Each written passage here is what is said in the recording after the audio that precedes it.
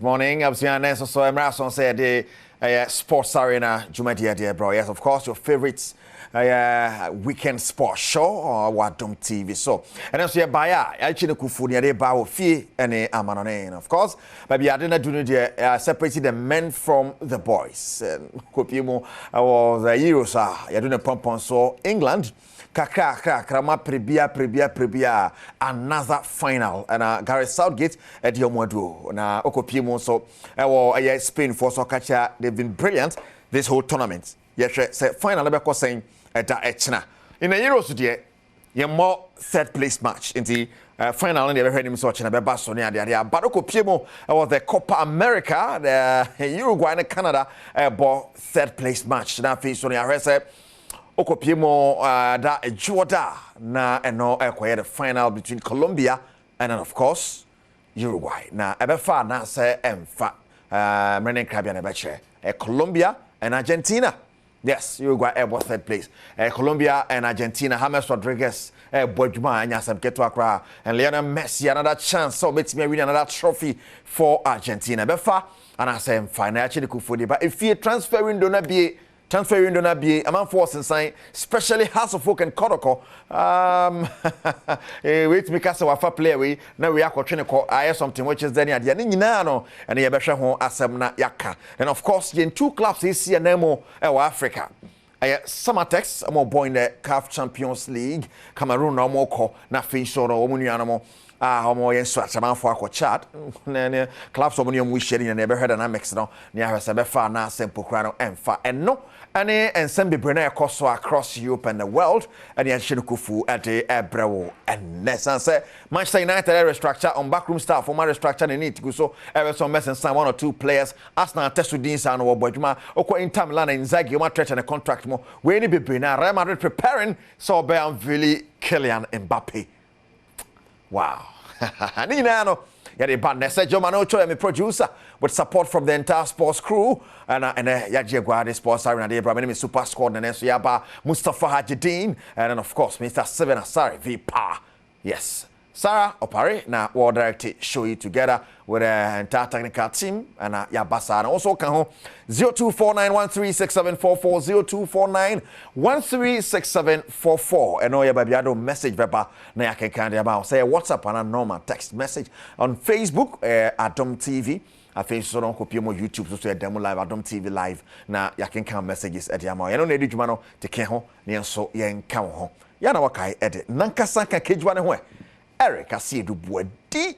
Yamwakaba. Sabre betre won see na yabade de akatwa so adiama. Koso wa hwen. Kwaba. Yeah, na da asese oguso aje ogonya. Me no ka say bia nsu a chile bi si nchen.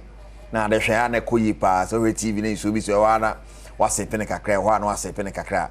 Ya na nya bad kra na ade a ti ne jesa no ne se ne nsem so ese ti abso. Abeya for crowd Mr. Seven Asare Vipa Akwaba. Watana ni emefe. We clubbing Young Apostles. Young Apostles, effort. Mo Shaban products. Okay. So Bechebi or sports arena. So tuning crana. GPO ambassador. Very craft so make sure.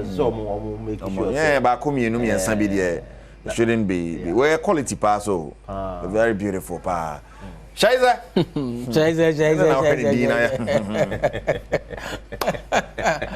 Yeah, very fine. Dia be fine. Akwa be didi eja.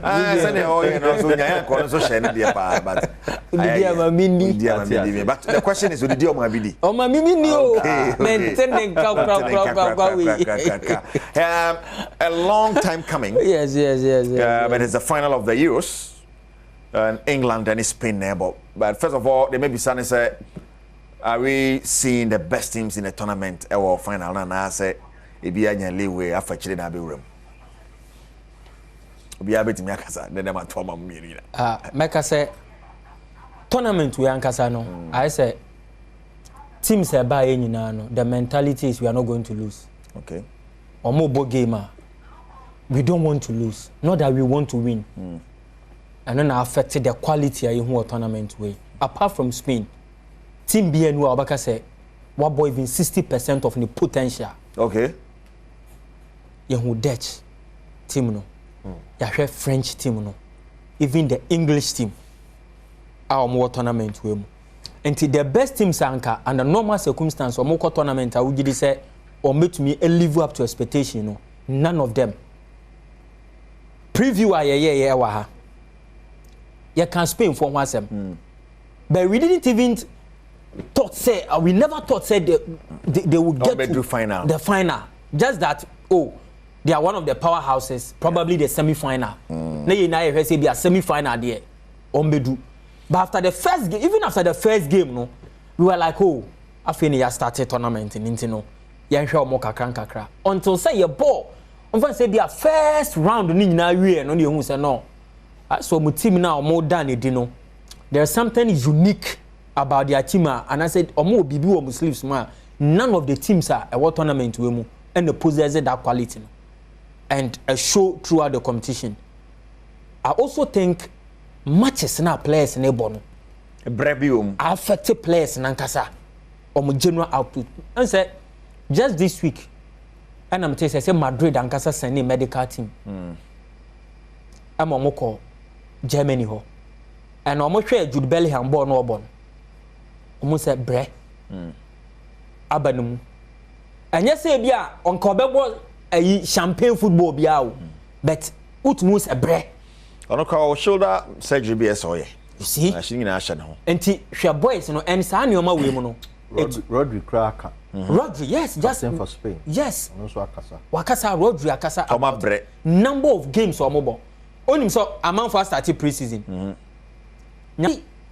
ana sa 3 weeks na ndu so ma 3 weeks no kwa ndu because imagine say England and say Spain be win here say England for do mo win kwa de na nka sai ko week ni nyina no afa ni ye kwa himfie kwa kochia nananom ye fiwa ye kwa parliament kwa kochia hwan afa ye it's been a long time coming I mean the street you know it's coming home now and they are thinking of making Monday a holiday it's a bank holiday enti ansana ana baby ombekwa a wuntumi nkasa wonkobi eye team no na eko enti ye bekwa ye beba no fa ne say 1 week ko 1 week beko no na say we the 3rd week of July you read the 3rd week of July enti wo be 2 weeks pe how is that possible for a player over next season over Champions League over be a Copa del Rey and as FA Cup over Carabao Cup over Conference League Europa League matches 38 games and averagely no be 50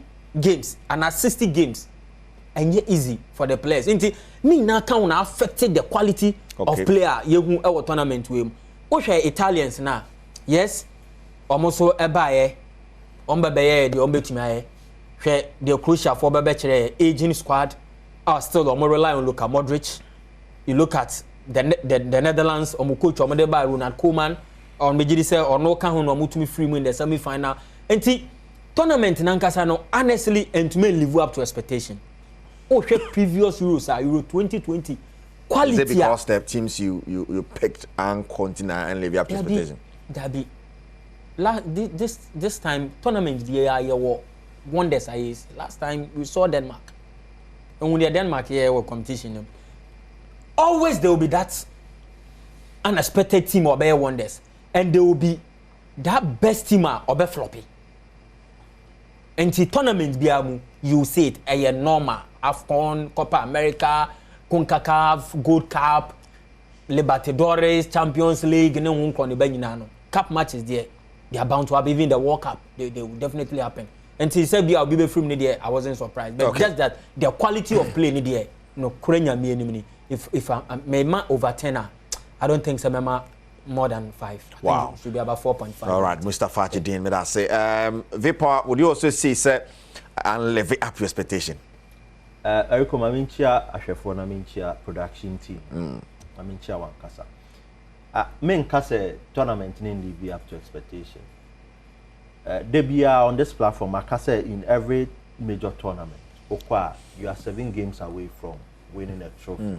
Depending on format, how they want TBS 16 teams or very limited number of games. 24 teams who could do final. You are getting about 7 games.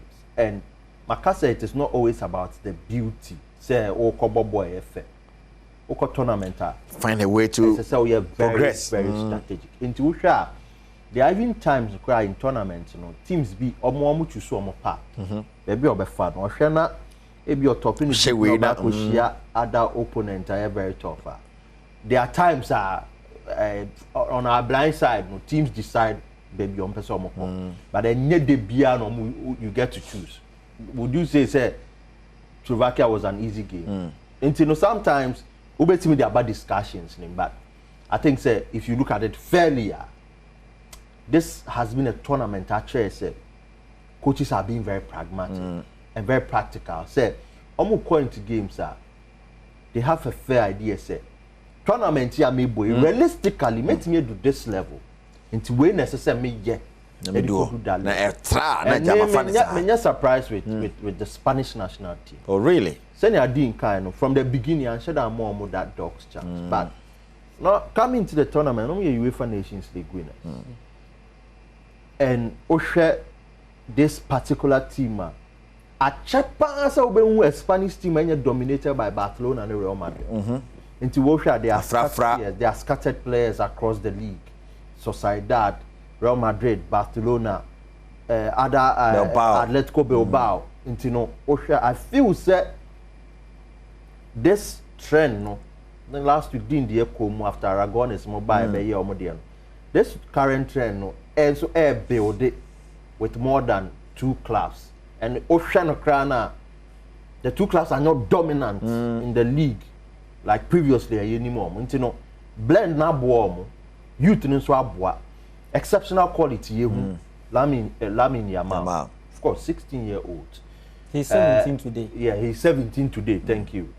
And then the birthday. Obesha, even at this tournament, Wabe the youngest player, watching go in the Euros after Lewandowski with going to the Denmark some years ago. Until Yahoo brilliance. And one thing I can say, this Spanish team are tricky the way they are playing. And Ateta went to Menya. What? Yes, what I say? Boy, you know. Kukuela, Santi Castola, Munina, Bobo. At that time, no, not quality no hold too much, but I think they were a blender, and that experience. You know, for me, at a point in time, even on the show, make I said, Spain back final, and it's a straight final between the Netherlands, because now, maintain England, better Switzerland, and Osha, it took some bit of brilliance, background knowledge. Into that kanji penalty miss no. I can't Pickford say if this should work, I can't be bad for her because one he plays in the Premier League or you know they have data on positions of body penalty. Just like Egypt for the better torment other teams at Africa. Clearly, in Jericho, Niama way in temptations are working in the favor of teams. But look, you have credit in my England. I think say Southgate was jibashing and me crana many critics near because social quality at this English team were Makasi the front line alone combined no they have produced over 100 goals this season. When you take Foden, when you take Cole Palmer, over Harry Kane, over Jude Bellingham, their players are in terms of numbers and goals almost producing a lot. But at this tournament, now Southgate Air bought some conservative type of football. We are very cautious. And I once again said it on this platform, said it was the same way in England ball in the last Euros or the Cup final. So this is a coach clearly on our blind side, and it has taken him to the final. Whoa. You ever heard that final? But you also think and live up to expectation? I think it has lived up to expectation. Oh, really? The other tournament Euro 2020 you say COVID be postpone into the edge the urgency whetty appetite what I say and it was in different venues. Quality of play the akaka one factors be bedin aboba and the players they are not machine too. Okay. So no be contributed to it not living up to expectation. With all the conditions now I think this Euros has lived up to. And make us say we are not having the feel. But Scotland to me Bobo na be a krom ho nyina asa. It tells you say people are hot there, limited. Papa. Why there? England for so much.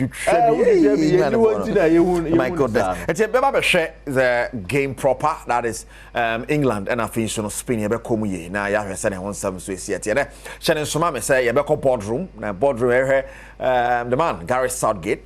A man for and when he saw a heavy biasa. But looking at what he's done, like I said, trophy no need be on the edge there. But where England national team no English national team no work by fire anybody or there do no. You better say you bet me I'm a good kakra man dey akobon kwan ya.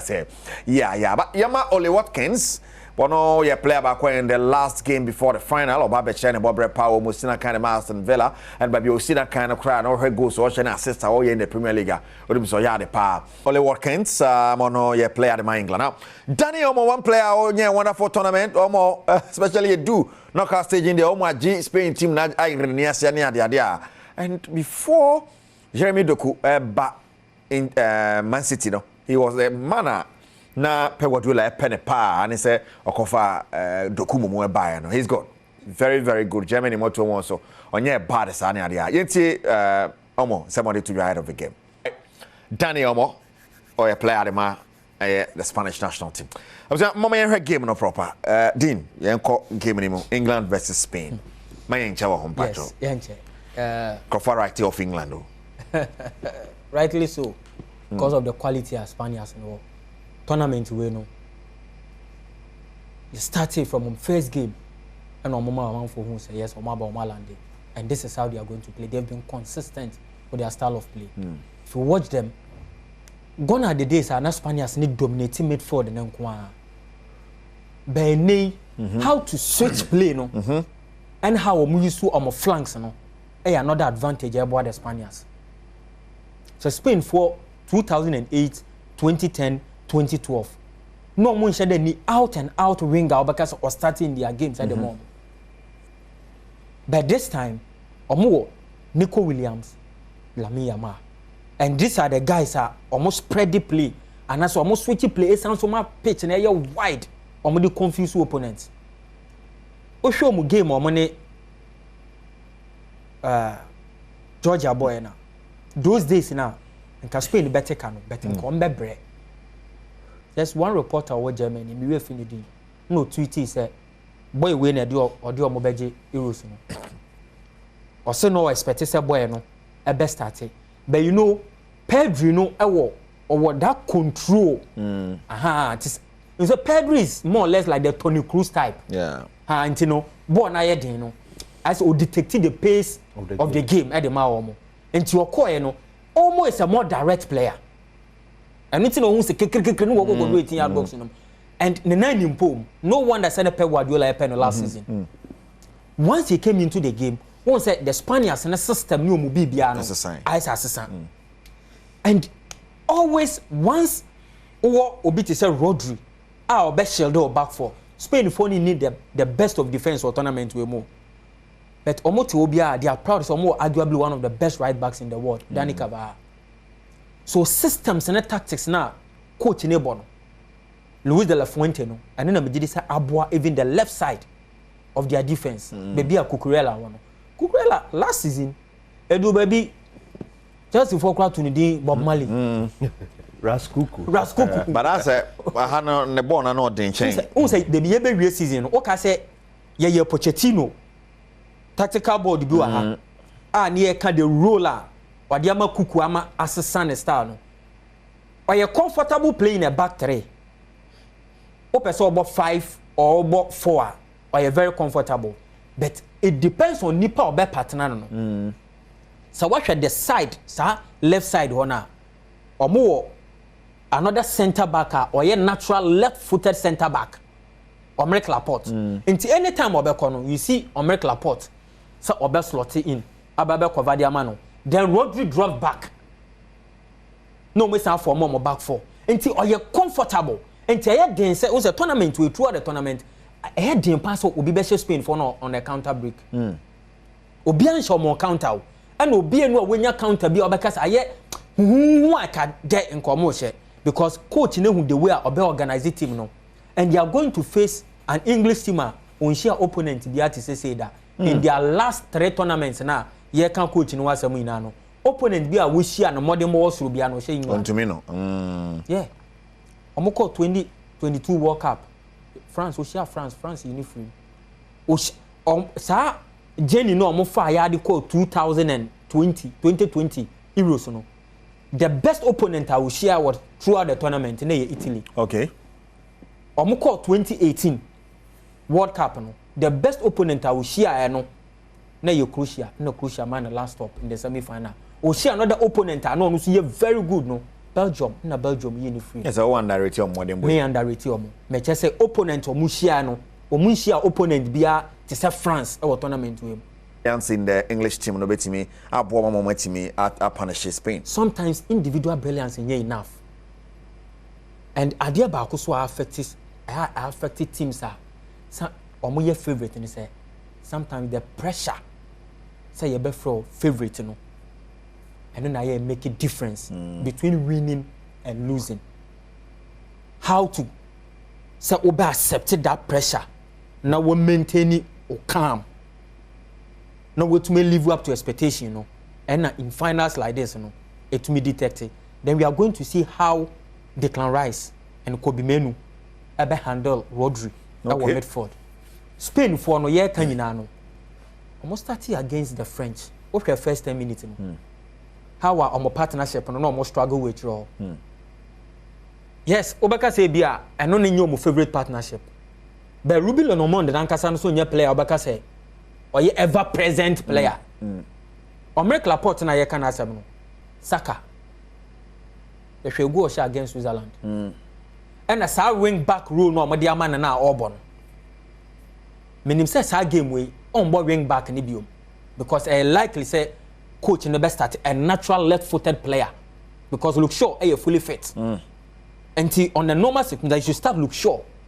Even so or static Trippier crana tournament we Trippier near bad. And how Spain for so Latras no for Cavaha I can say well ebia ka work and mebo ni din so or Nico equal right back on. I don't know how you are going to just dribble him and no jina how at this when age how long he's been in the game na Cavaha no se na enye pra na come no and or start saying fitiase no o pray throughout the career and kai wa hai nka ne compare Daniel Alves no Philip Lam. Oh yeah. Pra na affected no. Me the first day I watched him Madrid game and I told somebody says ah boy we onim bobo. Yeah. But pra and na money call loan. Yeah, even no buy kwa no pra. And Spain for enya natural right back. Golden generation way na no. Enya natural right back be onim bobo to say boy no. Because me can natural because Sergio Ramos wasn't a natural right back. And Abalora na Ababo ni di anasa wine.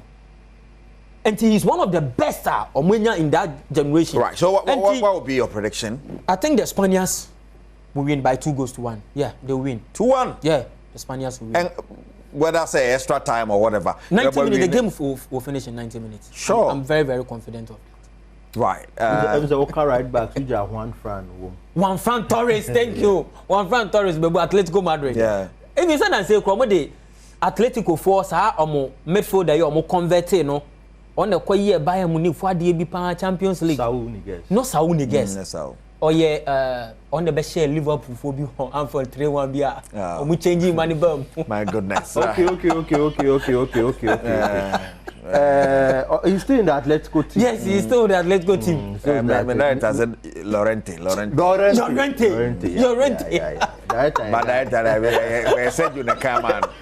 Said you come on. That all you need mandatory man.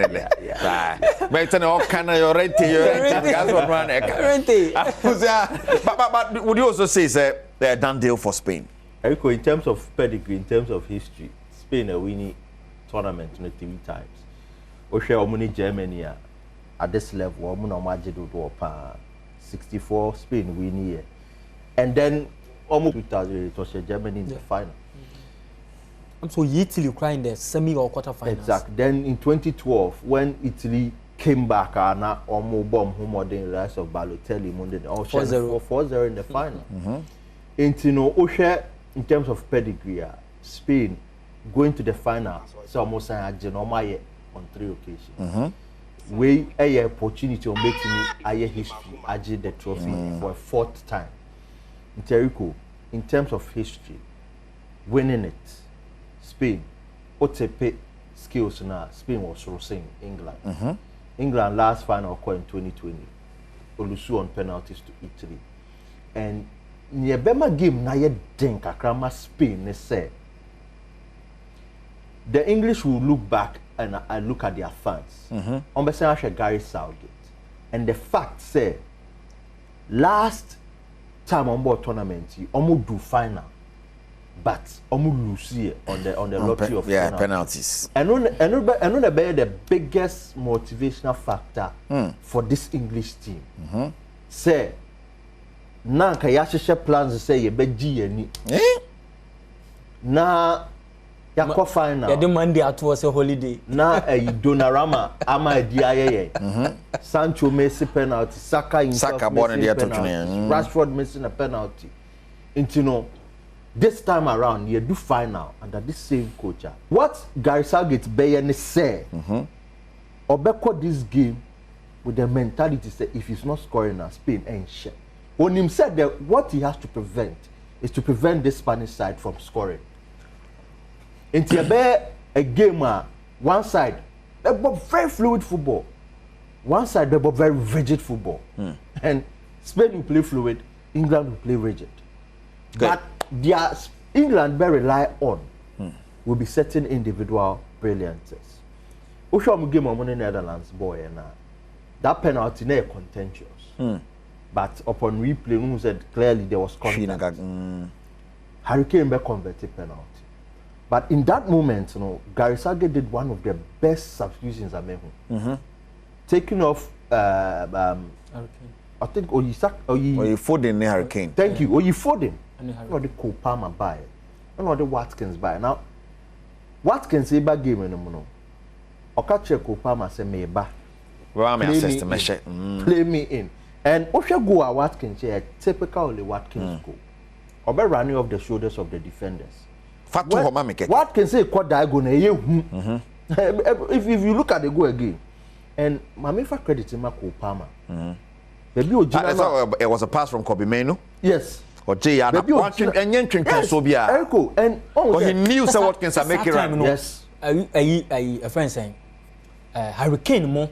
And it's I don't know if director no director me share sa goal ni bi that goal like qualify England defenders now say and you find a better say England the miemu ma de nya fa unless Spain want to really dominate and be very very emphatic in the win, but Erico means a very tight game, very tight game. Wow. Spain will play to win, but England would want to drag it all the way. Penalties are good for them. Wow. Right, live well Adom TV so you go so tin konya so the sports arena jumadi na ebrewo. Kejo na kasa ne Erica Sidu body mene Mustafa Jidin and I think so no my man Steven Asari power Vino SMP Copa America final. I tell them for the audio won't come and but Argentina versus Colombia and what they ain't but does it also look straightforward like say Euros in the end? What power more or many abrace on maybe in a tournament where I Colombia. Not Argentina? Messi has nothing to prove again. So Serena is Serena, so see, at least. But I think the Ballon d'Or, also debating, so you want to win it to be in the conversation again. And do you think say winning we have winning Ballon d'Or? No, don't underrate him. Yes. He's got some power. I get it. I get it. And the Ballon d'Or is a popularity contest. Yeah, I get it. No, that one it has always been. And you remember, say somewhere around is it 2005? Game Colombia, Argentina. Wenger say Ballon d'Or no pay individual awards. Wenger said it. Yeah. Say unka but minim say or be to prove the hunger na a war mumu from said they want to prove something near they know. So then just say no Colombia be fa hon IBB. Oba fa hon so no nya say bi o mo kwa gina ho ma wa fa. And even going to this game no share the Uruguayan team ne the fact no wa share Brazil. Yeah. Though Brazil and so one bad tournament now, and they were disappointed. They were missing Vini Junior too. Yes, they missed him in that game. Vini Junior no. Ne money hono. Ono na say okra team no. And Vini Junior in the Brazil team a different team altogether. Brazil e wanafa. So a ball almost every game. And the second round of the season for Real Madrid no, the team was all about Vini Junior. And Carlo Ancelotti believes him. But my young say Brazil for a mistake say more back off Carlo Ancelotti. No, I'm back off. They wanted him, but as Ancelotti necessary. No, but you push. Oh, see, so I pay my push again. See, so I pay my over person penny on some Sarah by director boy. And then phone. Who about which is in a one block order? On block. I director boy. Or prayer. Yes, there be. Sarah said there be. I love pay who enough. On in enough. Yes, I going to question girl. Oh, Tio, Obabi Hoa. Oh, say, Abaka say who me pay. And yes, I will see how feel. Obi sumo social media or say Nigeria on net. Papa be send your send this catch as airtime 1,000. Just say so airtime you will cry do better. Oh, yes, Obabi say send what me. Who so be atoka ma obi na otwika na ka nenya poncha na organizer no, not talk organize and cause so punch and I'm pushing more. Now, Pedro, I'm paying him. Send a one in a really and the other. And who said that? Not bashing to Fifi, but take one and make a bashing if Fifi ban say Brazil and a whole Brazil. A cock of a coach, coaching is someone tombo man meba. Backlash and a count a moment. I say, Omorola say Cacrano. This is Brazil. On the floor, no, Brazil for the GD said this is the greatest club, national team, sorry, the greatest national team in the world. Na yen, say na born, a year dia. They said last man standing. And I recall, Mama may Renfi said the Brazil team is so used to seeing quality. And these players, they are not top quality. Brazil team, I think Ronaldinho said something. Yes, and Brazil, and the Brazil team. Rafinha mo bomb boy. Life's favorite. Say, Vepa was over to pay. About final at 30 times. On course to get a 16th title. Or Gianna Waje one more than Uruguay. Colombia got 3 finals, including this one. My goodness. Where we knew one. The first one, Olusu to Peru. 2001, we knew it. And this time around, they are in the final. I think even Echiro Hono, Davison Sanchez. Exactly. Munoz, Mone, the other guys. They're doing so well. The last team was Colombia before Nestor Lorenzo took over. Our beating was Argentina. And Nestor is an Argentine. Nestor is an Argentine. So, I quite say, Milo Jumano Obey, Yene Serbia boy, you win your banana in general. That is the same situation. Right. Look, Erico. You can't take anything away from Argentina, especially when they have Lionel Messi. And Oshe, the fact I've always said the Coppers, no, format in the crown, to me, I think they should. Some maybe be normal year having to invite other teams to come and play. The problem when we have 12 countries. There's some mad in here. We have 10 and Casa. Into we invited 2 no be come one. Like 2 no come one, I 12. Now, if we invite another, and even shampoo 8 out of that, those 8 countries are Cup another, but Argentina are dominant to the game. Another game being in Ghanaian contest, Munchendi football. That is the sort of game I be. Buga pa. The last final I make sure in the Coppers, it pleasant. It was bloody. But Argentina, a win here. Colombia will be to Colombia. So Colombia be winning. You have to win within regulation time. But of course, the favorite is Argentina. Of course, the favorite is Argentina live. Na Vepa Kwasare de aba those 2 games ABC Akko and transfers how drawn a Koko so man focus so Shazer movements and ya. We say Julian Alvarez and so their tomb.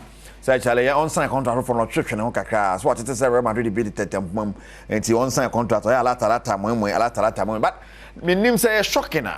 Very power now. United knee. Johnny Evans a year more, just as we thought he was going. But you see, on having what the bench up permanent. Opa Manimo. Anytime you're calling on him last season, Obe Bokakra. Set what club now one share a lot of playing time because in the heydays, no, the likes of Vidic and Ferdinand, now all my guys they were playing very well. In Tinoko Leicester Koji Dinka Krano. It was because Nathan had a lot of options. In Tinode Johnny Evans, but he wasn't bad. At the end of the day, no cry, no boy, because there was a time and not Martinez a Pratt, Maguire Pratt. So we had to play Camboala Mone, Johnny Evans in those positions. But now, Neriko, they be can't be about United say team no under this ownership, they structures. And wow, yeah, where started from a technical team, almost Ashworth, head of recruitment, and so the team is structured. Van Nistelrooy is back. Van Nistelrooy, hey, Kimunso Abba, Okosha, targets are United a panel. Report Zegzi player, Nidini is sexy. Joshua Zegzi Abba. Matthias Delete is on the cards. Jean Claire Todibo, also now a player United air share. But I say it's not going really well because of ownership. Jared Brantwise from Everton. Now Everton, Everton so when you play no way. Say what Tom Maguire mo 8 near there we won't sell Brantwise. They almost cherebi. Na say negotiation. Yeah, back can the obeji. Say United and your more targets now. I think say John Evans stay in a betting boy in another capacity because Camboala and so a Villarreal. It is a United share say delete moba.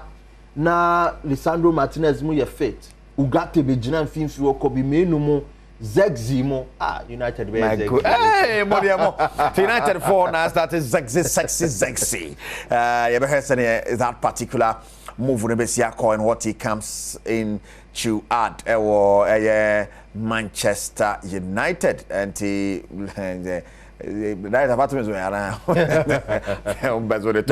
is Zegzi no angazano no Bayern Munich. Until Bologna one season penna a farmer no sa. Yeah, we are seeing this. No young at 22 right, my uncle boardroom, Mustafa Dean will be showing me your boardroom, but in 30 seconds, the only thing I'll ask you is did Mbappe disappoint you in this tournament? On a disappointment of the tournament. But could there be a reason? Ni prayer no can. That be me fancy prayer. Before I know prayer no can no so. Ansa no baby prayer. Until no a disappointment of the tournament. Oh really? Me mbo Ronaldo din because on no ni picture nim. Obi o 39 years on wa born boy we. We your friend no Tutobidi. Also obeko World Cup. And even World Cup no kono unfa we nim to ne so. The point is there say so no ye no. Why we and to whom Mbappe ni say obeso sidi Ronaldo ni Messi. Nti ball na o boy no. One a flop of the tournament. Just like the Italians. It is a defending Yamal tournament. Now he has not been so extraordinary. But the age no so count. Nti na ma hype no. Aha, enye say but all momo na so for no nyina no ball mo ball even Fabian Ruiz ball tournament. I just so say Yamal and Connie team number 2 so we saw Ansu Fati. And sometimes you know your coach or manage player no. Okay. Small boy we more than 60 games this season. And it is good to say Hansu Flick aba. Match bu amema ni mbodu pra. Bu about 10 minutes. 20 minutes kakran sa. Be a ball am what. No they are mature to the game. But na the team no I seen it na Betty said yeah. Go do Vini Junior at his age now na Real Madrid gina na. Oh, Vini oba no. O ra 20 o. Be early 20s no almost starting. For Vini he struggled at his initial. And we no kakran at least by so be do 19. So and 17. Until after 2 more years, 19 years, he should be able to carry the team. Boardroom. On where Makaya Sembio, Yababe coach in Ankasa, Yababe England for coach. Someone for so near the goods of England. Well, for what he's done after taking over, comparing him to the likes of Don Capello, Don't Fabio, Granero Senmo, Vipa coach, you know, Vipa coach, big Sam match, you know, 100%. The big Sam Munina. The honor bay semi-final, quarter-final, final. The coach is no Mabano, almost Yadio. Okay. Osha baby, Bobo, Intina. And na me share obi to say Lanos Scaloni. Malaysia 97. Lanos Scaloni kan ho. How do you say kamo next time appear mu team no? Kofi Amponsah team no Lando Scaloni no ka Joseph Peckerman team no mo de J one na bo Argentina for 2 obi owo sa videos ni bibia obehu Lando Scaloni yes no ka ho sa tournament ni Thierry Henry babi Mikel Sylvester ebabi papa ya ni tiri ho kwabo obo Arsenal obo Real Madrid obo Chelsea I think he played for Juventus also Anelka was part of that team. On the team gets a man. Anelka, no Arsenal team. I am featured as a Pablo Aima, Cambiaso, Walter Samuel. And two players who produce power was 1997 Malaysia. Looking at the players, these coaches are Bobo Mudino, not what at their disposal and not being able to get this far in tournaments. Does that make Southgate? Yenyi back on film. Or mix up. Yenyi no one there and they are check. But free whole bano. Then saw the goat. And I want to be you know home free. But you better saw your goat. And Tia Beshe. Okay. Now England for the best at if Papa way. Papa way or your popular our Barcelona pa. Okay. Na omo freno Robson. Papa way hwenanim din. Me hwenanim pa. Hwenanim. Papa way na di England for call Italian 90. Onom freno Bobby Robson no. Aye Papa way a. Omo player ojina hai. Ronaldo. Nti Papa way na di Barcelona for J UEFA Cup Winners' Cup 1996-97 season. That season Ronaldo na J Ballon d'Or. Papa way na di England for because England for no ma bre since omoji 66 World Cup no mo bre bia wo football no mu biom. Onim say since then na England nko semi final e wo any tournament from 66. Wow. And to say obo managers I want to mean Papa way in frame. Yes, of course. I mean because from 66 now nko semi final. Now why yere no wa de wa semi final. Onyi ni say Papa way so ye goat manager. Ye ba be show mo na fe ahwefo ene etiefo ne nka say decide. Hwe Papa way hwanim wo be hu Papa way. Wan ejina ano. Ya wan in Pep Guardiola. Pep Guardiola. Into coach Pep. Ento baka say bi ono so influence wo mu coach ni mu kakra o. Papa way na di Jose Mourinho. Aba Barcelona. Because that time no ante Spanish kasa no. Into Jose that time no mo say Jose ye interpreter no. O say there be no ye assistant coach no. Yes. Yes. Papa way na den the buy. Enti edumo baba ye ma England. Omuko sa World Cup no. Semi final na West Germany. Eyi omu free. Anya san ko omuko final. And West Germany no, omo no mo je sa Italian 90 no. Enti na say winning team no and eyi omu free. Oni Papa way. Hwenanim ye Luis Enrique ni. Songon. Oni Pep ni. Juicy, the special one. No 10-15. Until any time, I know do omo buy. Now, omo free honoma and omo buy because Papa way or ka send me on the side omo call 86. Sir Maradona, hand of God no. And the Papa no, and the toe no. I will 86 World Cup no. No more boss I World Cup no you dey some more kind. Or say it wasn't the hand of God. It was the hand of a rascal. God had nothing to do with it. That day, Maradona was diminished in my eyes forever. Wow. Papa no, Sir Robson. Bobby Robson. And I can't say same way. Because Boa na England for Bo 86 no. And Argentina. Argentina for so na you omu free mu kokokoje. And tonight so no 2 back-to-back tournaments no.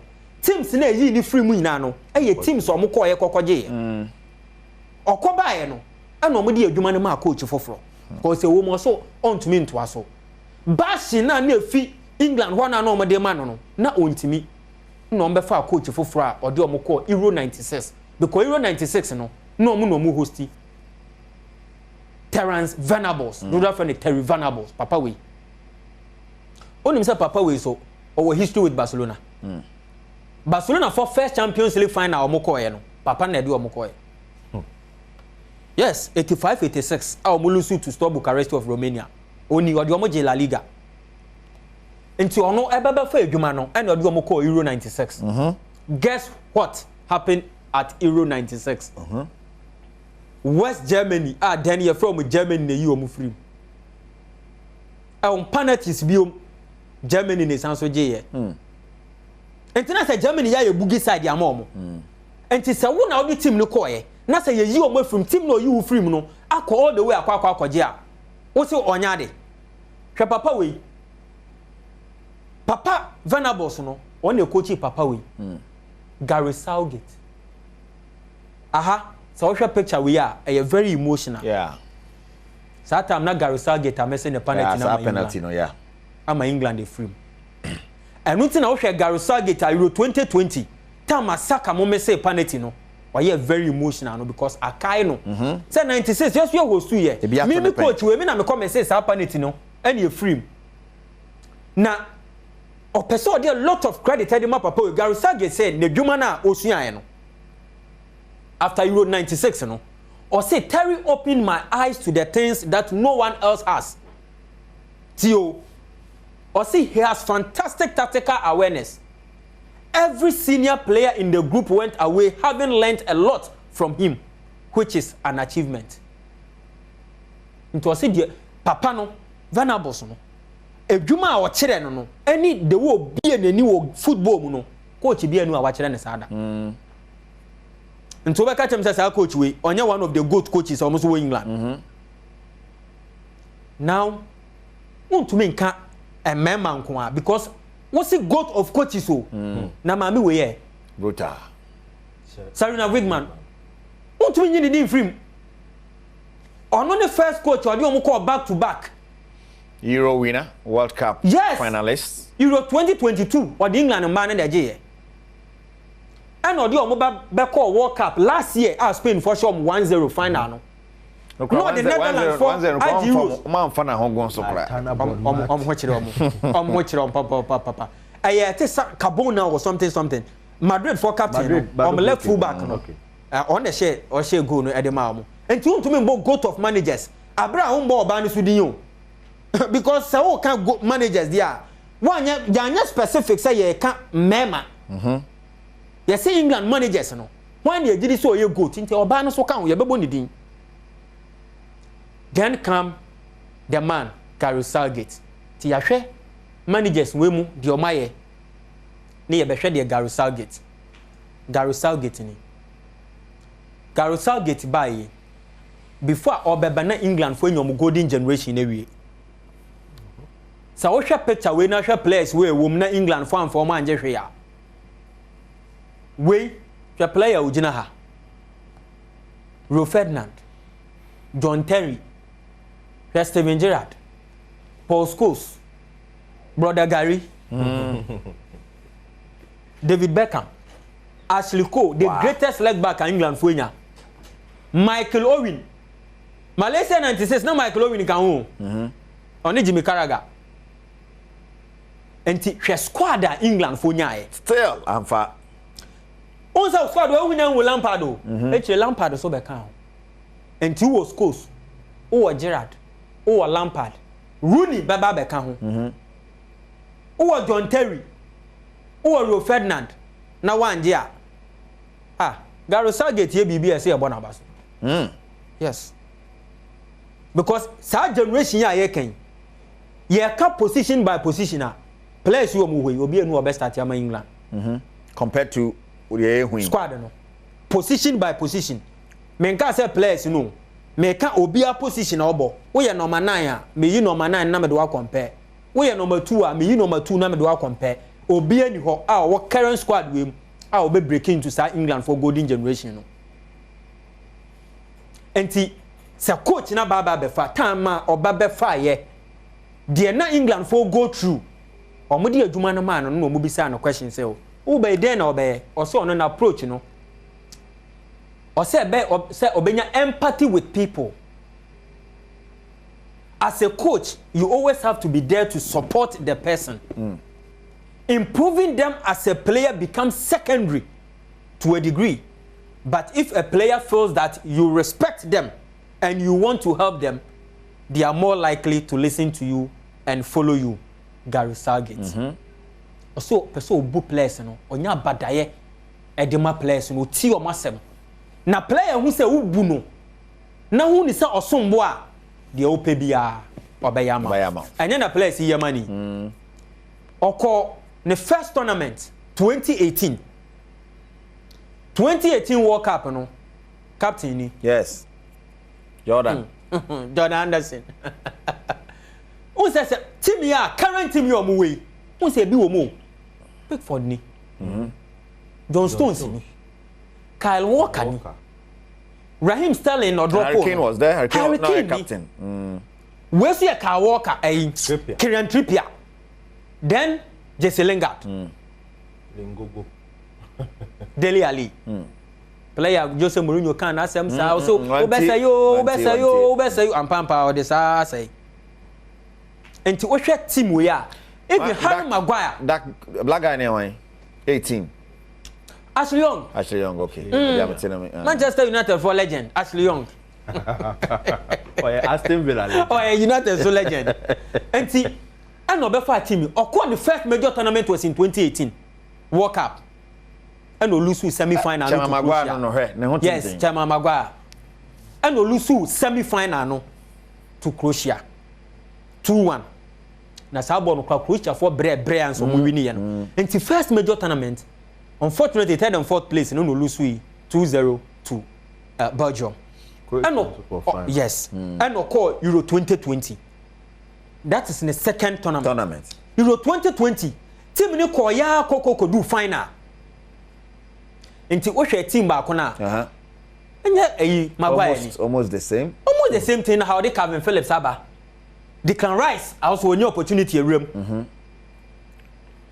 Sterling. No, the last one Kane was in there inti ana ha be room Mason Mount be room wa ha sure so no ba ko nim no san so ba ha we nsum inti uns ono so the way you progression no inti enya say wasesa entire team no ayen kakran and call final. Unfortunately, penalty is a science. One of these days, I bet the entire England for or mutumi yi Switzerland for free. Our penalties this time around.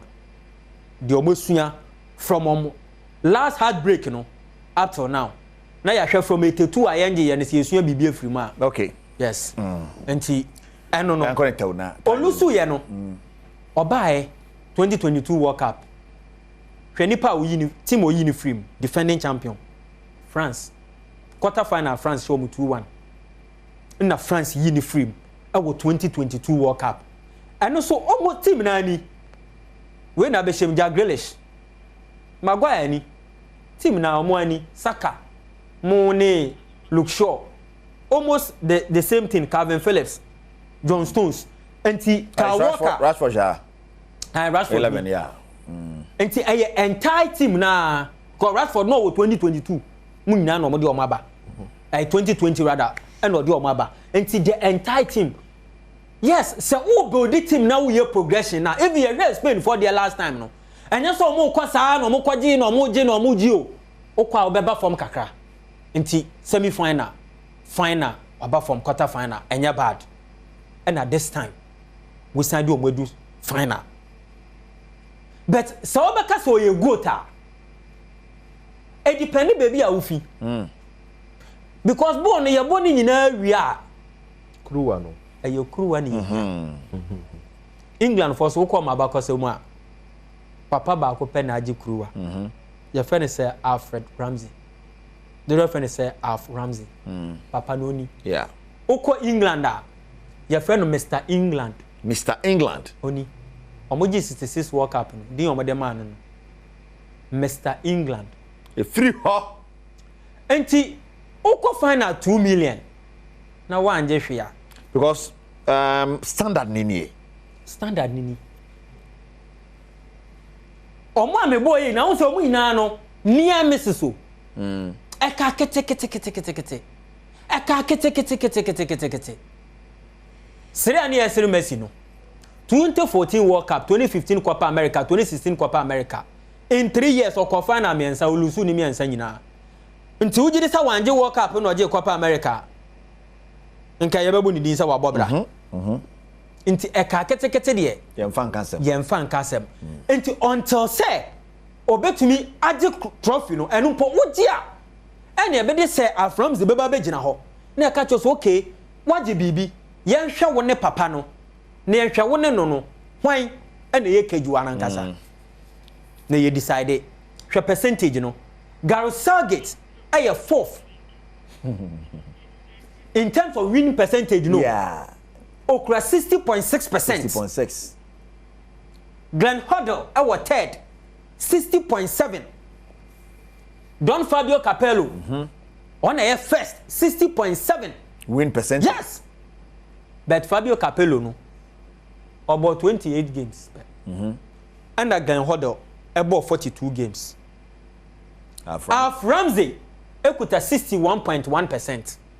Enti unwini ye nembom even the matches na wabono papa no still percentage no kra no obro wo de no so oye 61.1 we 60.6 but what do baby odu no we need trophy the Capello 66.7 yes Glenn Hoddle 60.7 or the ko he na ntina won to so de ko he ono the ko semi final ono the ko back to back finals or the quarter finals. Show me your trophy. Capello to show me your trophy. me bo Aframzi. No, but who's Capello the 66 but ono kwa mo matches do win say say make us on 103 games. O da when you 113 no answer. Answer no waje. Abi answer na mo deny ya say. 113 no bo qualifiers. Bia be fine. Me go to Sam Allardyce. 100%. Big Sam. Only trophy. 1 out of 1. Enya ibia. Enti me wrap up no the American say until say we be win baby no. Aframzi no will forever remain the greatest manager in England. Then maybe you me not compare after Ramsey. Yes, Terry Van Abels wo ho. Ya de be compare no.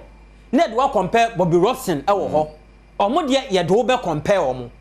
But say wonya man beje ya. Enya de a you bet me do wa compare say Aframzi. Okay. Because ball no over 2,002,000 matches.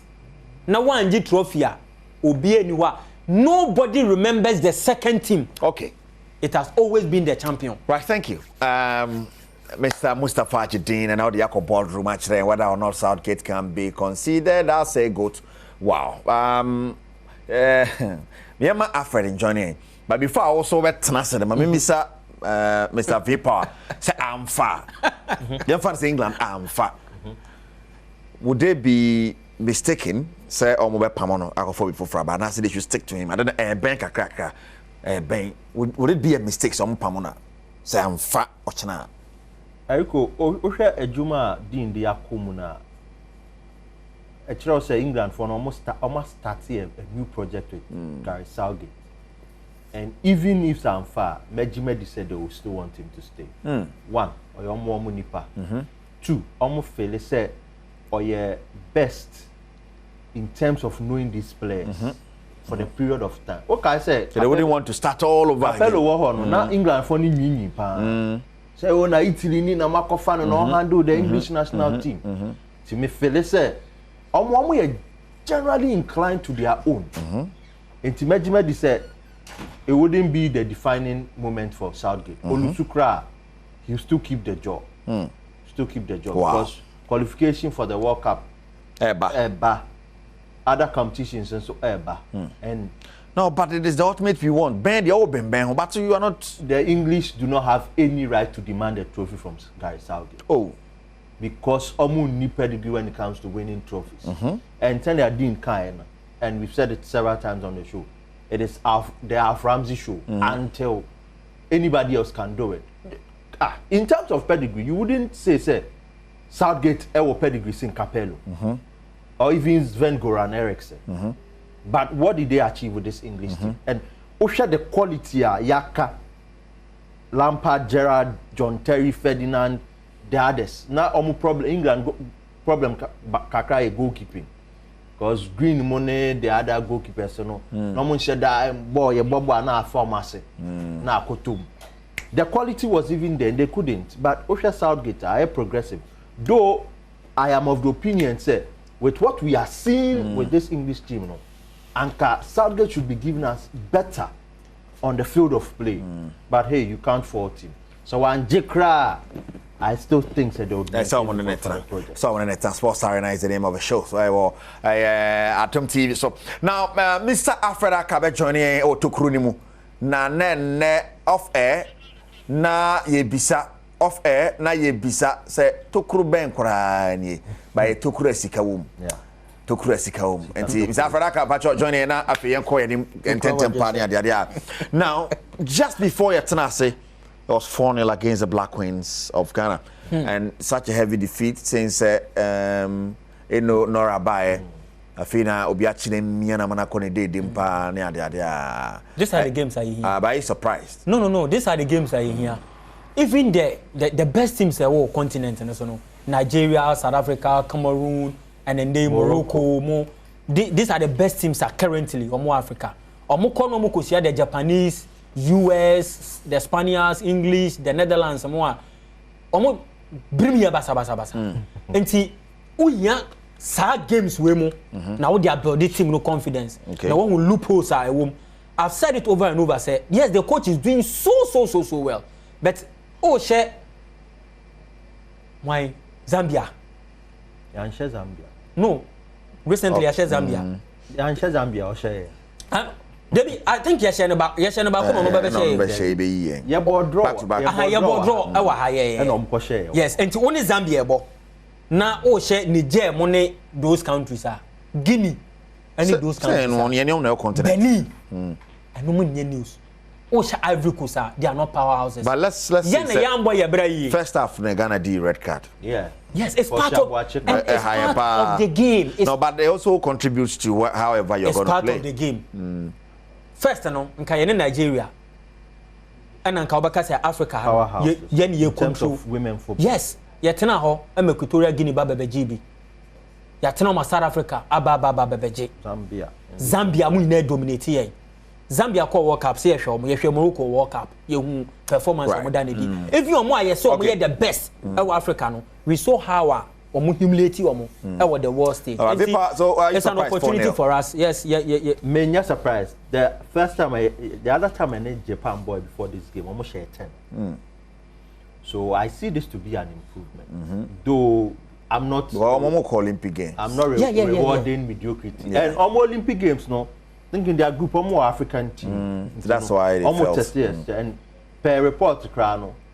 The game was only accessible in Japan and Ghana because of the geotechnology you see, total blackout for other countries. And to a country now, person Ghana. So I think this is an improvement. The Posha Boachi red card was a dent because at the end of 45 minutes, now it's 0-0. From the 51st minute, we started conceding. And Usha goes now.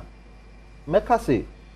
Hopto and her technical team, some yet a lot of work when it comes to dead balls, set pieces, free kicks, or so, and I think the other was from a corner. Zambia. The entire film was because Zambia share a late set pick. Do you think it's only for a man? Well, under 17 now, my boy, generally, wafu, ahanomono. She goes you consider you struggle dealing with area balls. Okay. I throughout our national team. The coach is a coach will give us a better experience. But in terms of physique, Niger and Burkina Faso was saying. They also will play to the advantage. Mostly Ghanaian players, Yensha and Wasa, as a one was Sabimo, those guys but I think say looking at developing our football no when you know your key areas but it was a good show from the Black Queens. Me per the aura and the hype around the team now. Yeah. Even when Omo back camper. You almost said Black Stars. They look like professionals. First, no. Nanka Black Queens craft friendly match. Yeah, they all call friendly match. Kwa Buruchire. And I call Fabruni expatriate. So I coach Black Queens. First, Togo hani ade obeko. It's for credit. But most definitely one of the big achievements of this administration. One progression football in general. From baby ane ye fino. Baby ayaba bedu no. we've done so well. Right. Well, let's give credit where credit is due. Mr. Kett, yes, or Krekun administration for when football there. Piao. I can't in Kwalani League, you know, women football. Oh, yeah, no league near because the men and the improvement. It is our girls. Why not? No, they are doing so well. Now, 1 minute. I'm going to Mr. Akaho. Your opponents in the Champions League and the CAF Confederation Cup. Chad there. Say to me, Coco. Victoria United. The Victoria form also. Chad for the now Victoria for no. There's a scandalous issue regarding Victoria United, Fekafoot and Samuel Eto'o. The club is in a way affiliated to Samuel Eto'o because the club president for Victoria United now down for Pani Samuel Eto'o. Okay. And even before they were promoted, there were issues surrounding referees being influenced. Yes, and you know, Sesamatex back qualifier, we should beat Victoria United heavily in the first leg.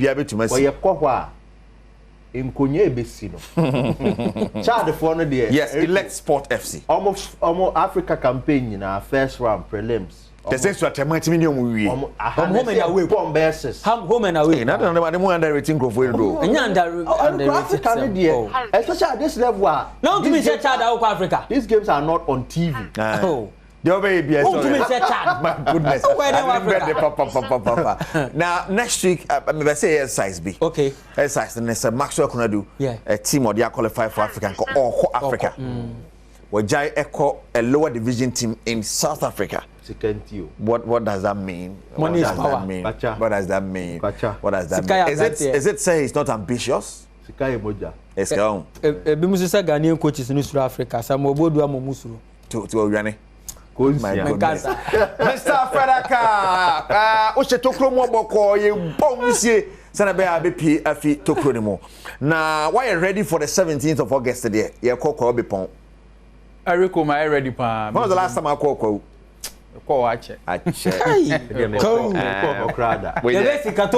they are from upon. By no sign of that weekend in the same band, sports are in a na ye bende moment the second for ya onko de da nipa na mo de da nipa na mo te hu didi say the best sponsor na obi be that mama na hono ma nti na obi say sikato krom no e bi kwa no waso da ye ne ye ma sikato krom no goes bi kwa ma for the correct score last week dey see na this week dey na the mind Eriko be sha sha betimi a sha she relax 2 weeks nyina aye gringo ye dey ready for ska go mboto na man for yi oh amane dey ewoma na nto akubi di bia bakakra sa on ewoma no bia fro kakra no so oji 20 cd credit bi 20 cds kakra 20 dey use who say no be papa mo 20 dem papa mu be 20 gara goodness balance but they all don say no dey e bia na 20 no oni pa no ntwa bibiri last week after dey fast here ho Alfred ne pon afa yefase ho. Mate. Ba me ka cha afefo say enche Alfred be ware. Yeah. Next month. Yeah. Wa che ba ko den den. Come. Also try basic to promo. Ah, basic to promo live from. O sha wedding atade na o yes ka to promo. No, e so mama for ska wedding. So mama for Alfredo. Fire when I dey ko. All right, Eriko, me dey here rema and your odd kama edema ahwefo ne etiefo nyina ahwefo hell na why dark akra understand it ya bens we hata waso ye me living testimony I know how it feels na nyina mu no sika ofi akwala nsu sika ofi nkola nsu Eriko ebedi ska abena hitino all right it is any can get to us and then the odd kama na ebre ahwefo nyina do season akwawie games ni bi so akwawie Europe no ye the ba wie this Sunday as na Copa American but games wo hwemu ya utiminya games ni bi ye de ba ye epic and the first game ye de ba ye team no Europe's competition in England against Spain. Now before that, 11.90 odds, almost 12 odds. Almost 12 odds. I say undi 18 years we dey won ka ho bi emfa light bill sika enkotwa do ya bo gringo ato aso 3 but one hwan dey the light bill sika ko twa penada na red yes sir. Use money you can afford to lose. Your first game here England against Spain. You are picking over 8.5 corner kicks. Over 8.5 corner kicks. For both teams, no. Corners near Bebani, any 8 or more, and 9 or more. Sorry, and 9 or more, and 9 or more. A fact. The next game, win or Norway. The dinner, I never a Crawford ding. It's a true baby, a team no wow, who the simple. Our Norway. A be friend ODD, a be so friend odd. On a ham come in an elbow, and we see a picking over 1.5 goals. Omobo game now goals never ban any more than 2 goals. Now oko him. Your next game so Brem on a Hang Sang on also yafa home win. Home win. We call betting side bebre omo fa Hang Sang number omo throw FKH. Okay. Into o search na who out there about FKH. FKH. Search ya ebeba. You picking a home win. Your next game you call all the way to United States of America, USA. Omo na yebo Copa America omo krom na omo san so girim airball league stadiums ne dawson so as when me can last week me nya sure say yebo African Cup wo Ghana ha na ye san bo Ghana Premier League ye nya baby a yebo sa game no stadium bi eni ho Cincinnati on a Charlotte United ya pick home win for Cincinnati win you see omo da first Messi Inter Miami abeda second after say omo twa more than 5 goals omo share no with the absence of Lionel Messi. The next game so USA were Toronto against Philadelphia. They are picking over 1.5 goals. Over 1.5 goals. The next game so USA Cronima FC Montreal on Atlanta United. Enko Italy, me say a United States of America, USA. Where Atlanta. Hey, you are picking over 1.5 goals. Hey, over 1.5 goals. 11.90 odds. Wait, me peska ye die. Na chesenka. So the goals. Compare 5,000. Na Eriko Abingi bi wa say. You can say Abingi a. Chese kesiye odd kesiye. Abingi. When Spain, England. Afibia football is coming home. Football is coming home. And that's when you are there beba home. Spain sika 2 cities. In Sroskano, where I said Real Madrid, ne Dortmund, no. Spain, yeah, Real Madrid, England, yeah, Dortmund, and Greece can for straight win for Spain. Hey, me sign su Sisubio. Who we are? Opekra check England 1. Na sign co Spain echi. Or better no more than 2-3 goals. Ben Canada. Gareth Southgate. Wabon wasan. Yes, Adom bi like bi na Adom no na chese. Obi change fine. Wabon Fredo. Wasan no kre ba ko wasan. Tira onya de. As a destiny bi na eden call it na kwa final. Well, inti sikane de England has say no abin in there o be 500 bi wo ho. O per 5,000 bi a ensuro try straight win. Pe ni nyina Spain bebo most corners, Spain bebo most shots, Spain measure both half. Be beer is in favor of Spain. We are 4 yellow card. 4 yellow card. Oko bookings are 4 yellow card. Chama England so many 4 yellow cards. 4 yellow card upwards. 4 plus 4 yellow card plus because Yamal Amin Okitabona Walker or Obechano. It's yellow no better also. Yellow no better also. England be dini nyina we. Coach be DB obia be England. Nti ya wo hono. Oh my goodness. Better say how many else 11.90 odds. 90 odds. Let's go. Me twa we na bopa ma ye na wi. Ye na san. Ai ma ye wi. E wo ye na ya be hu me wo chemmes. Hey, wo be ware o yes. Okay. I'm saying last question call it's a beautiful weekend. Right. You can say being a beautiful game both Copa America no ne Euro finals ni nyina no. We hope it's a beautiful game. Wow. Right. Ayiko mamincha Edward Ansa o show no. Okay. The way we apem. Wow. Ne ahwefo nyina. Director say chairman Messi Nyameche. Aka no so. Director Akadia nti Messi Nyameche. Or mid-morning show host. Plus FM, yeah. I say, okay, sports kakra. That question say obana. Obeka sports kaka. Yeah. Next week you be call transfers ni ko ne has folk transfers ni the other teams also transfers ni you be hwe one sem na ye dey aka Mr. Alfred aka to me e won wo to kro ni mo boardroom Mustafa Jadin and so the prince and so man Steven Kwaku Sarvin pa and so you mo it me echo ye me san ka so on the 17th of August and yes ye me mame yes ye me sie me mame e ko abi pon Russia ti na mabeja me na makrakra na chi krakra sajo man no producer Sarah yes I've been so cool Sarah yen director ne camera ne sound ne bibia osmomu nyina ka hona ye sports star na dwuma dia bro wa so hwe ye da wase so much next to jam Adom na Adom bedum ya ye be sign another exciting edition dia bro that say o kan ho ye e ma ne ye complete ya na wa kai de nankasa ka kejwa ne ho Eric Asiedu body next to jam Adom be san hia koso a na hwe Adom TV